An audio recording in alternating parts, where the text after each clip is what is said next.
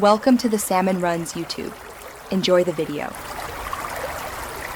You start by matching sizes and picking a threaded metal to PVC adapter. Brass or stainless is best to prevent corrosion. Once done, shut off supply, drain, and dry both pipe ends. Safety first with gloves and goggles. Prepare tools. Clean the metal threads of rust and debris. Score PVC end squarely. Make sure to have primer and PVC cement for the PVC side and PTFE tape or pipe dope for the metal threads, because one side needs solvent weld and the other requires a sealed mechanical thread. Now you seal the metal side.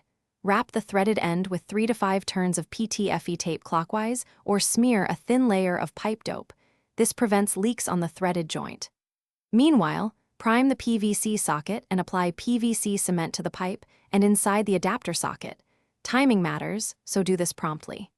Thread the adapter onto the metal pipe hand tight, finish with a 1/4 to 1/2 turn using a wrench. Then insert and twist the PVC into the adapter until set.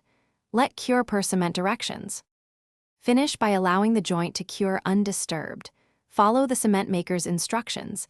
Initial set in 15 to 60 minutes, full strength often 24 hours for pressurized lines.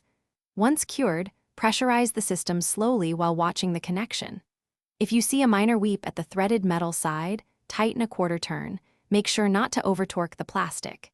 If leaks persist, or you notice galvanic corrosion over time, swap to a dielectric union or a stainless/brass transition, fitting to isolate metals and Thanks for watching. Consider subscribing if we helped you.